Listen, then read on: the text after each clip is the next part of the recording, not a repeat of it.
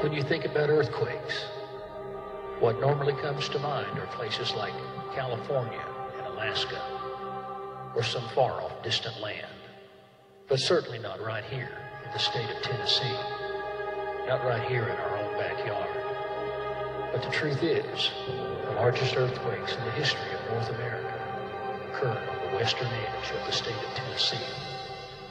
Geologists call this area the New Madrid Fault Zone. Its nickname is the Sleeping Giant.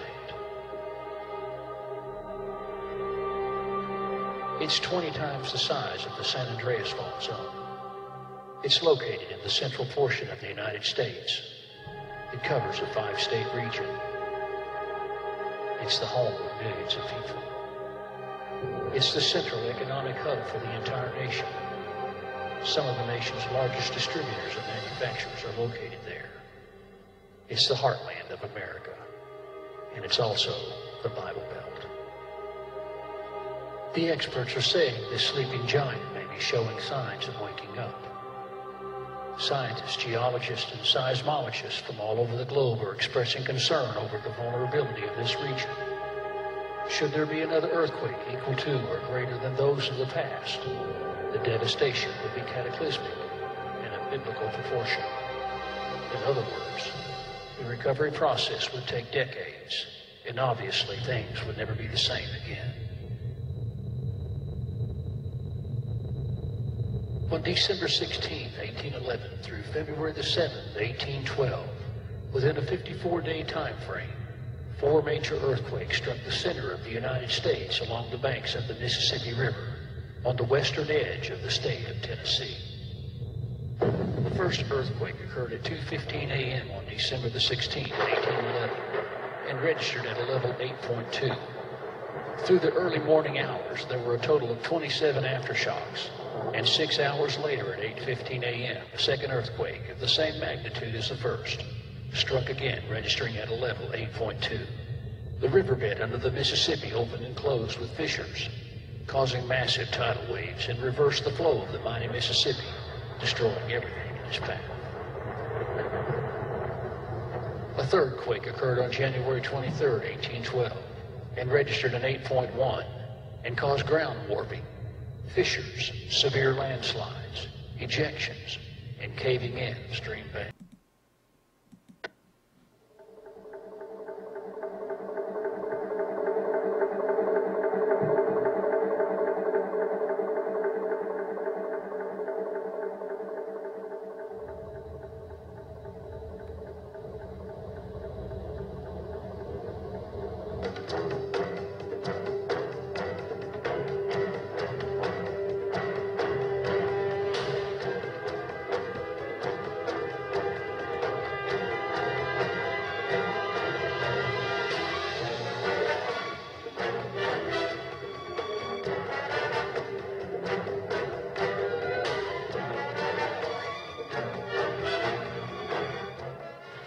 The Israeli Defense Force has recently been preparing for a possible major earthquake scenario which might occur in Israel.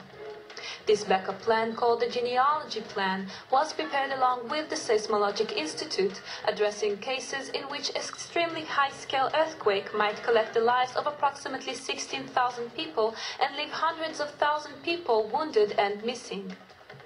The IDF will alarm all available military units, including bases which will function as communication headquarters, not including the Home Front Command.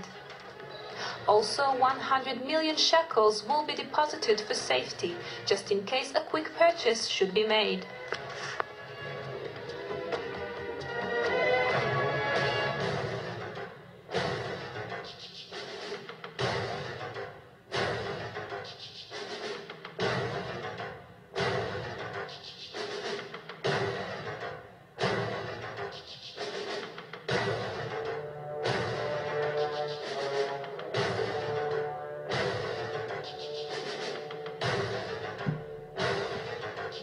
Hello everyone, welcome to Global Government News.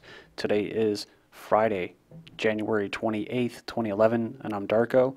Welcome everyone to this GGN exclusive titled Governments Preparing for a Major Earthquake in 2011. I decided to do this because I started to come across different types of information, including Homeland Security's own website, what they're doing to prepare as far as finding people that will be able to supply gas and diesel fuel, along with body bags and food. I also came across a document, an actual PDF document referring to facilities, i.e. FEMA camps as well. So there's a lot of preparation going on inside the government and across the world, and other governments preparing for some kind of disaster. The Earth has definitely been speaking to us. All the major fault lines have been very active. All the major volcanoes have been very active, and they've pretty much been getting more active every day. So if you're not aware of what the New Madrid fault line is, I live here in the Midwest. I've always have in Illinois and now in Indiana, and I tell you the truth, I felt this sucker in 2008 when I was in my last semester in college at Western Illinois University, and I was just getting up to go to the bathroom. It was around 10 in the morning, and I felt dizzy, and I sat back down, and then the earthquake struck, and then the tables were shaking, and I was like, wow, I never really felt that before, but it's definitely active. And it says here, I'll give you a little background. It says several of the largest historical earthquakes to strike the continental U.S. occurred in the winter of 1811-1812, so exactly 100 years ago, along the New Madrid Seismic Zone, which stretches from just west of Memphis, Tennessee, into southern Illinois. These earthquakes produced at least 3 tremblors between magnitude of 7 to 8 and hundreds of aftershocks. And it said in 2011, 2012, there will be events held throughout the United States observing the 200th anniversary of the great 1811, I'm sorry, that was 200 years, sorry, 1811 and 1812 New Madrid earthquakes that forever changed the Midwestern landscape. So in celebration, they're going to have a bicentennial kickoff in February. They're going to have Earthquake Awareness Month in February, Seismological Society of America meeting in April, and then look at this, Great Central U.S. Shakeout. That's an exercise I believe it's an exercise, April 28th, 2011. The National Level Exercise, NLE 2011. In May 16th to May 20th, 2011, Earthquake Awareness Month, so you pretty much get the point there. And this little article I came across from January 20th, violent seismic activity tearing Africa in two. The fissures began appearing years ago, but in recent months, seismic activity has accelerated in northeastern Africa as this continent breaks apart in slow motion. Researchers say that lava in that region is consistent with magma normally seen on the sea floor, and that water will ultimately cover the desert. So here you go, National Level Exercise 2011. National Level Exercise 2011 is scheduled for May 2011. The purpose of the exercise is to prepare and coordinate multiple jurisdictional integrated response to a national catastrophic event. So there's many people that consider themselves truthers or birthers. I don't really consider myself any of those titles. I don't like to label myself or put myself in a box. I like to keep an open mind. I don't know if there's going to be an economic collapse, but I do feel in my gut, my intuition, that, and just based off everything that I've read as far as the government's preparing over the past 5, 10, 20 years or so, that something big is going to happen here, and I don't know what's going to set it off. It could be an economic collapse, but maybe maybe it's changing. Maybe the overall plans are changing, because the powers that be are the ones that run the crap, and maybe they're deciding to go with more of a natural disaster. I say natural disaster, but it could be a natural disaster that's brought on by artificial equipment, i.e. HARP. So all it takes is a little buzzing an electromagnetic field around that area, and they can create an earthquake. They can set it off if they really want to. That's scientists I'm talking about, in governments and universities and corporations. So they're preparing for something, and they're always changing. So we don't know what it's going to be. Economic collapse, it could be floods, it could be hurricanes, it could be plagues. Again, they can create that. It could be famine, basically not enough food shortages. So, and it can all be created by the powers that be. So just, I'm not trying to scare you. I'm just trying to say, prepare and plan, and that's the best thing you can do. Have enough food and water and ammunition and firearms, and a way to communicate and a plan, and so that you can stay home and kind of defend the fort, or be able to put on a backpack and some good shoes and a little water filter and lightweight tent and sleeping bag, and then head to For me, it seems to be either Canada or the Appalachian Mountains. That seems to be the place to go. But you got to decide that for yourself. You know, I still have much planning to do, and now that I'm aware of this, now I'm going to start stepping up my planning even more. So at FEMA, drop, cover, and hold on. The first British Columbia shakeout is being planned for January 26th. Will be the largest earthquake drill to ever take place in Canada.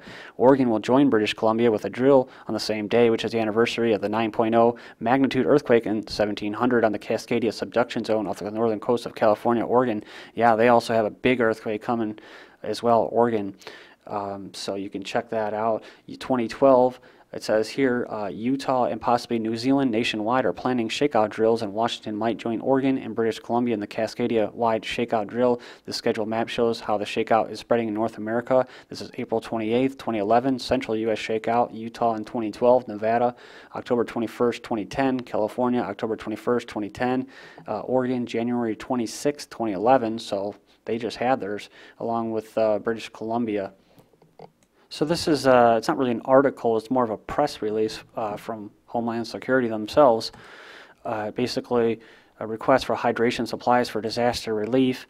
And it goes in here and it says the purpose of this request is to identify sources of supply for hydration and support disaster relief efforts based on a catastrophic disaster event within the New Madrid fault system for a survivor population of 7 million to be utilized for the sustainment of life during a 10-day period of operations. And they're asking for hydrated beverages and to support readiness capability for immediate distribution to disaster survivors. Routine called the press release various fuels in support of disaster relief, and it's basically the federal government, FEMA, calling for corporations or companies to be able to provide diesel fuel and gasoline and basis and support for disaster mobilization. Basically, that's going to be the government. Most people are going to have a hard time finding fuel. This is interesting. Top U.S. federal judge assassinated after threat to Obama agenda. But, you know, it goes in there and talks about, ooh, it had to do with private and retirement and banking accounts and privatizing them, which that just went public yesterday in the news. But if you go down here, you can read this paragraph. The most chilling of these powers Obama has asserted for himself, however, are contained in Executive Order 13528 he signed nearly a year ago, January 10, 2010, creating a council of governors he has handpicked to rule over the United States in place of its elected representatives when their next disaster strikes, and orders them to begin synchronization and integration of state and federal military activities in the United States and other matters of mutual interest pertaining to National Guard, Homeland Defense, and civil support activities. Now, I think it actually, a plan did exist before this. It was called continuity of government. So they've always had something like that. But it's going from the chilling to the outright scary about whatever disaster the American regime is preparing their people for is Obama's Homeland Security Department, through the Ready.gov organization, beginning to air this past week a public service television commercial titled World Upside Down that shows a typical family sitting in their home suddenly losing all gravity and warning all who watch it to begin preparing. So then we have this, and I'm not sure if the sheep will actually understand why they're changing this, the U.S. to replace color-coded terror threat alerts. And basically what it was that people weren't taking it serious enough. And then they come down here and they say, serious people, comedians have made a field day mocking the system as a poor way to alert people about serious issues like terrorism. That ain't serious, man. Most of it is government sponsored, right? So much that it's widely viewed as irrelevant.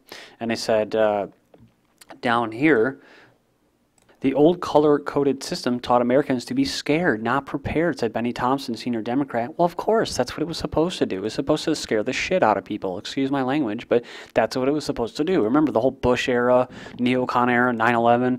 They were scaring the crap out of people. It was all fear-based. It still is. And the government does not want you to be prepared. Like I was saying before, you know, being prepared to bug out or hunkered in and bed down. They don't want you to do that. They want you to be able to go to them for help. And, you know, you have Napolitano saying, well, we want it more detailed so that we can tell people exactly what is happening. And the other thing is that they want people to become more involved. That's what they said. They want people to become more involved in the process. In other words, spying, acting like little spies.